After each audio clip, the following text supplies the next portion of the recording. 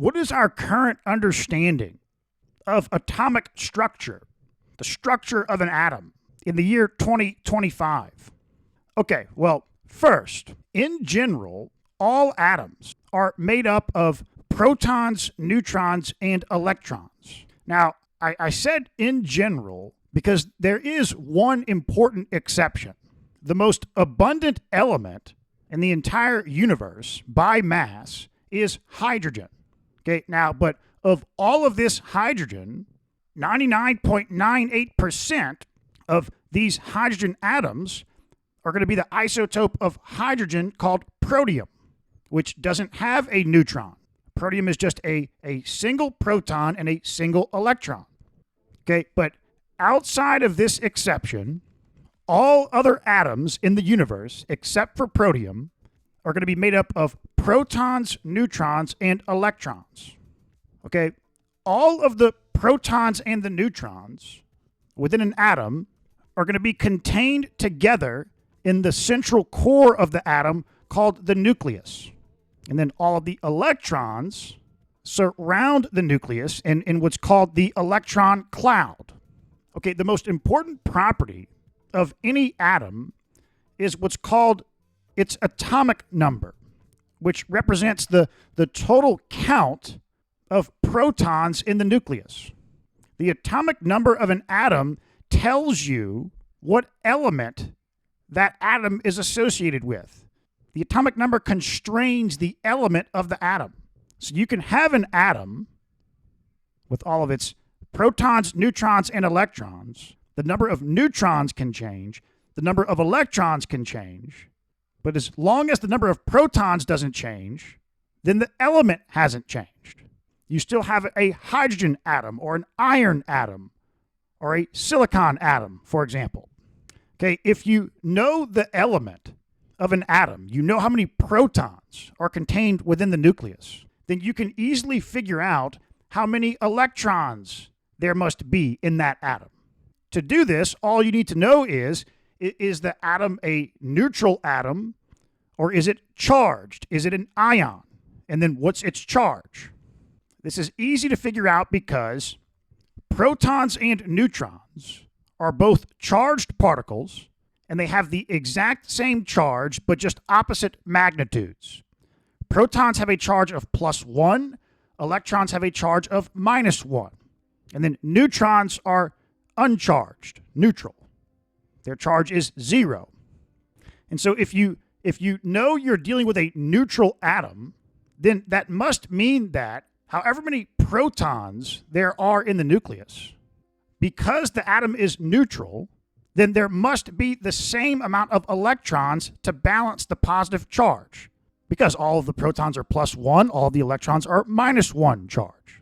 Now, if you have an ion with a charge of, say, -1 or -2 or +3, then in that case, the total number of protons plus the total number of electrons must equal whatever the charge is.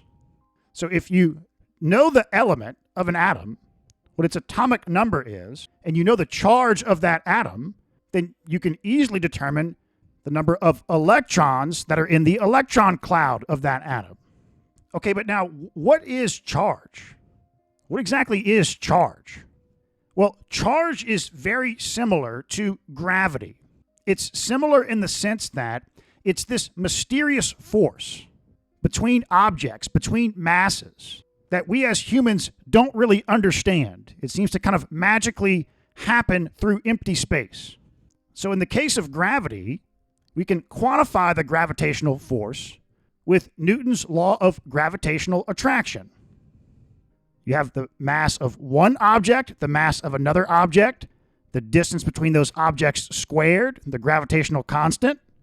The result you get is the force of gravitational attraction that each of those objects exert on one another. Okay, all masses, if you have two different masses, then there's going to be a gravitational force between those masses in all circumstances. Now, why aren't you feeling the gravitational force between you and your friend that's sitting next to you, for example? Well, because planets, the Earth, are so much more massive than any of the objects or people on the planet. All we sense is the Earth pulling on us. Okay, but now there's another mysterious force that only takes place between two masses that we call charged. If a particle or a mass is said to be charged, all that means is that if that particle or mass comes into the vicinity of some other particle or mass that's charged, then there's going to be a force of attraction or repulsion between those two objects, only if both objects are charged. This is a little bit different from gravity because gravity applies to any two objects that have mass, whereas an electrostatic force, a force between charged objects, charged masses, only takes place if those two masses are charged.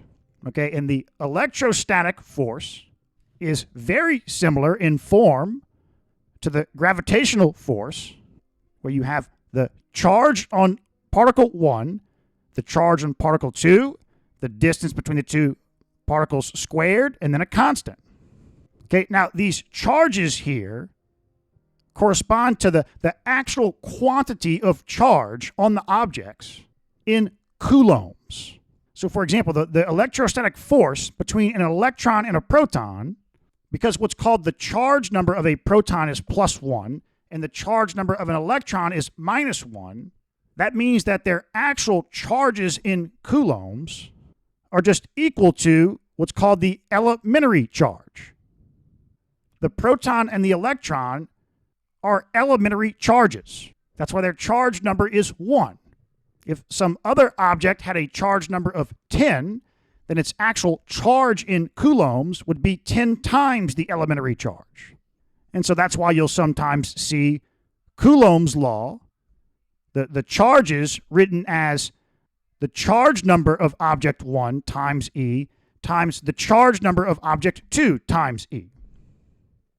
Okay, now, if we think about the size of an atom, then this diagram that's shown here is not to scale. Because in reality, if we could see the entire electron cloud of an atom, then we wouldn't be able to see the nucleus. At best, it would be just like a dot here. From a geometric perspective, just like a dimensional perspective, if the electron cloud were the size of an NFL football stadium, the entire stadium, then the nucleus would be a marble at midfield. Okay, so what that means is that the atom is mostly empty space. Okay, and furthermore, if we look at the masses of the proton, neutron, and electron, we can see that the proton and the neutron have very close to the same mass, but they are slightly different. When you get to this third decimal place here in the scientific notation, the masses start to differ. Okay, but if we compare these masses to the electron, so if we divided the mass of the proton by the mass of the electron, we would see that the electron is about 2,000 times less massive than the proton and the neutron. So what that means is that when it comes to atomic masses, the total mass of an atom, a very large percentage of all of the mass of an atom is going to be associated with the protons and the neutrons. And if you combine that with what we just talked about regarding the dimensional size of an atom, the tiny nucleus relative to the electron cloud, well, since almost all of the mass of the atom is contained within the tiny nucleus, then the result is that the nucleus of an atom is incomprehensibly dense. To get some perspective on just how dense the nucleus of an atom is, you can think about taking the entire mass of Earth, then shrinking the Earth down to a sphere that has a diameter of about 2 football fields. That would be comparable to the density of the nucleus. Okay, and now furthermore, we can think about how within a nucleus, you have clumped together positive charged particles and neutral particles. So there's no negative charge in this extremely dense nucleus balancing the charge of the protons. So there's an incredible amount of energy in the nucleus, with one of the strongest forces that we know of holding the nucleus together. We call this force the strong nuclear force. Okay, now when it comes to the size of an atom, we just think about the outer boundaries of the electron cloud. So this atom here would have a diameter d.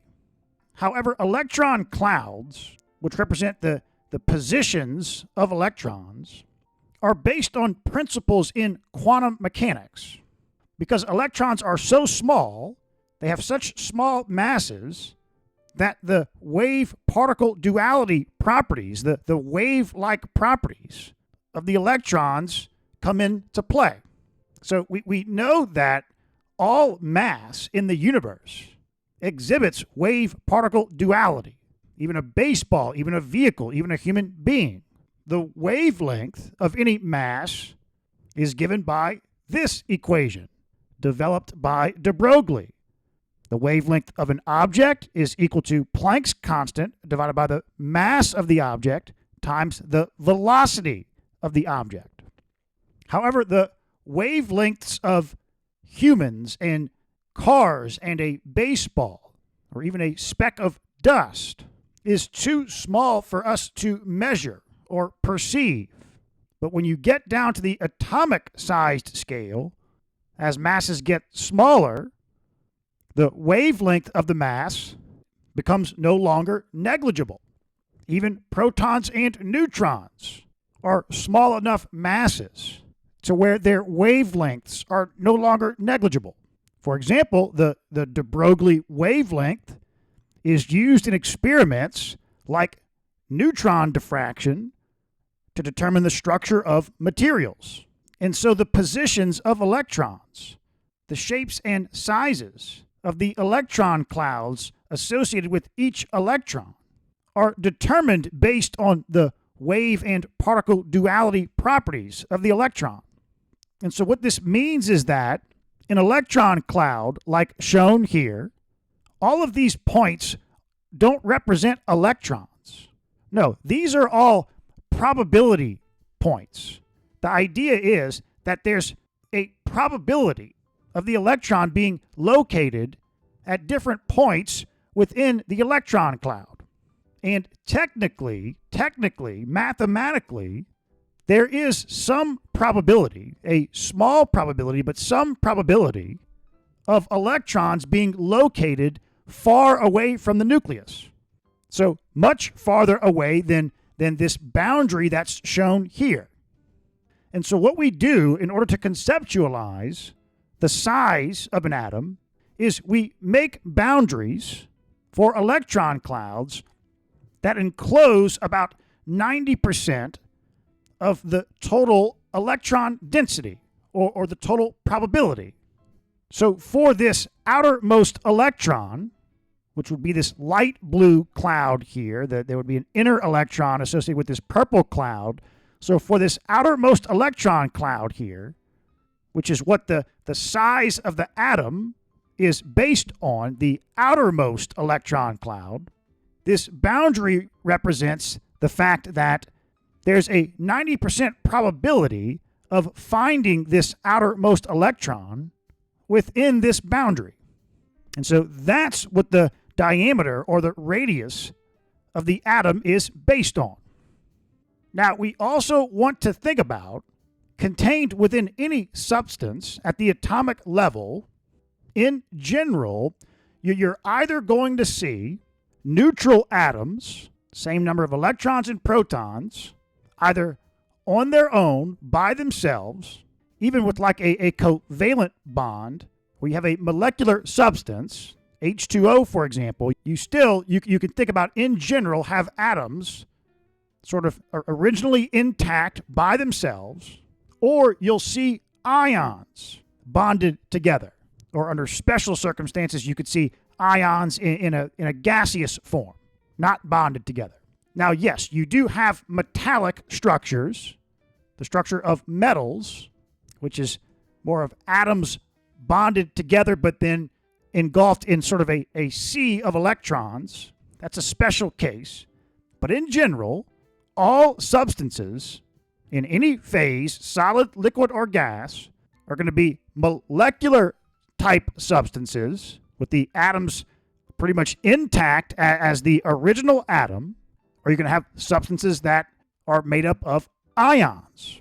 And so an ion, if we think about the ion of an atom of a given atom is just a neutral atom that has lost or gained one or more electrons, which as a result, since the atomic number of the atom hasn't changed, it's still the same element, but one or more electrons have been lost or gained, you now have an unequal number of protons and electrons, which means it's charged.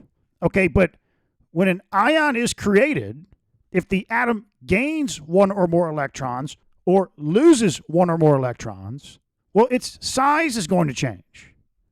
If you gain an electron here, you're going to have a bigger outer electron cloud, a bigger diameter. If you lose one or more electrons, then the electron cloud is going to shrink. The atom is going to get smaller. So relative to the neutral atom, anions are going to be larger in size, and cations are going to be smaller in size.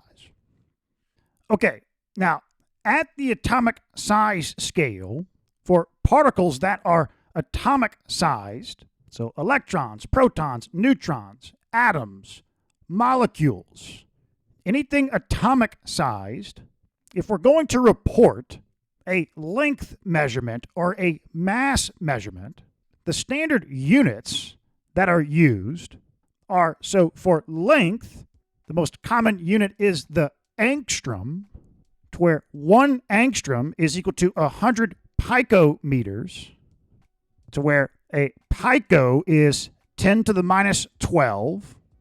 And so, for example, the radius of an iron atom is about 1.26 angstroms. Okay, now for mass at the atomic scale, the standard unit is the AMU, or the atomic mass unit, to where 1 atomic mass unit is 1.661 times 10 to the minus 24 grams.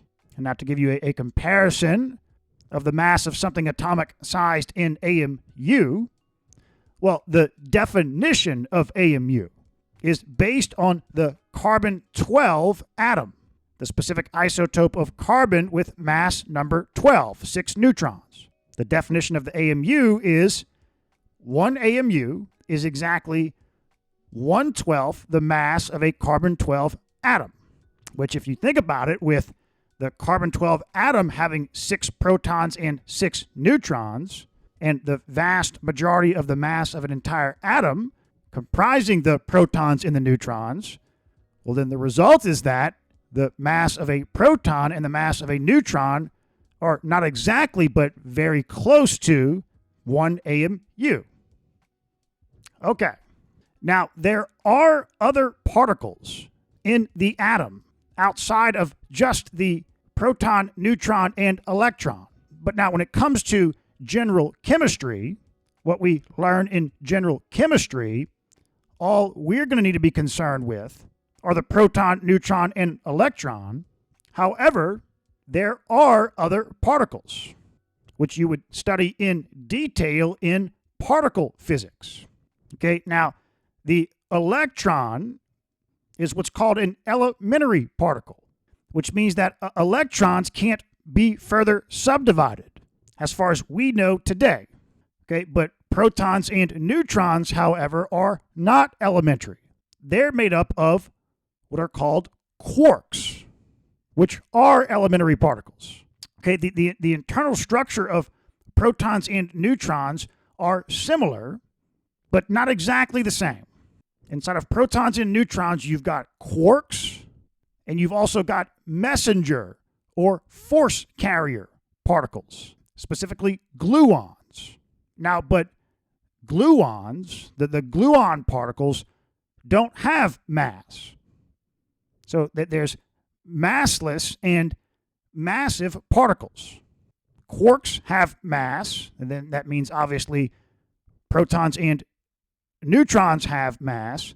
Electrons are massive, but gluons, the messenger or force carrier particles inside of protons and neutrons, are massless. Okay, the gluons is how the quarks interact inside of protons and neutrons.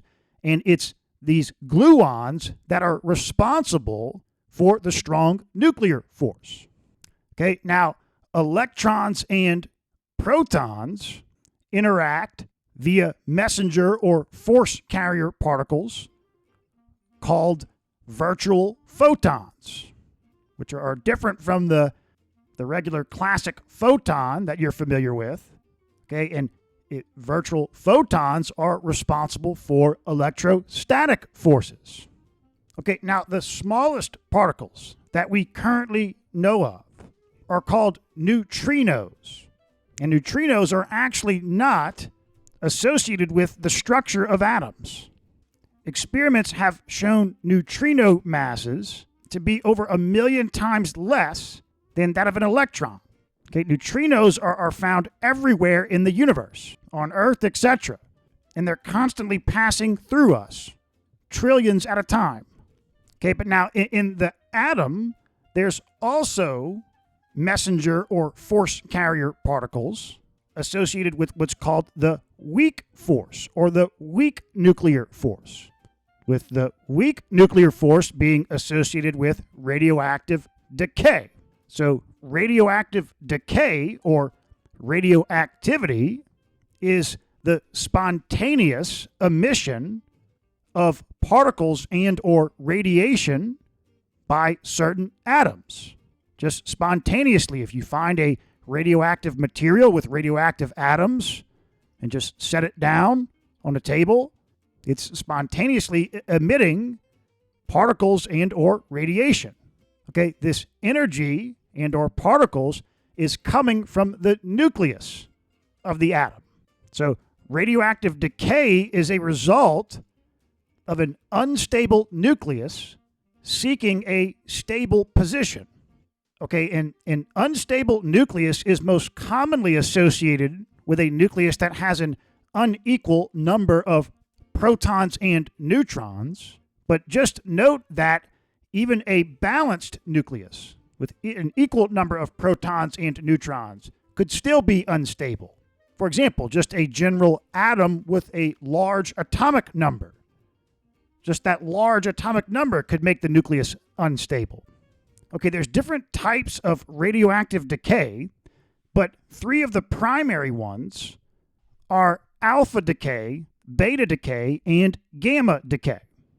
In alpha decay, the nucleus is emitting a positively charged particle of 2 neutrons and 2 protons. In beta decay, the nucleus is emitting an electron, and in gamma decay, the nucleus is emitting an electromagnetic wave, so not a particle in this case. And so, for example, in what's called beta minus decay, the nucleus wants to convert a neutron to a proton, and so a W minus boson assists in converting a neutron to a proton and in the process emitting an electron.